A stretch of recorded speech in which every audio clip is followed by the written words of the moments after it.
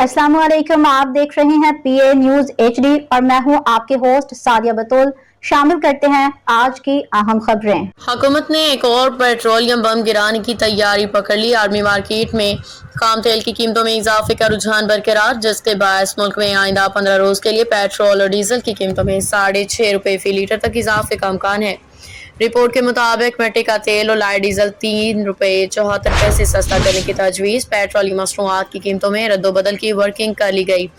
ज़राए के मुताबिक पेट्रोलियम की मंजूरी के बाद पेट्रोलियम मसनूआत की कीमतों में कमी बेशी का ऐलान किया जाएगा। पेट्रोल 6.60 रुपए जबकि हाई स्पीड डीजल 5.27 रुपए फी लीटर महंगा हो सकता है।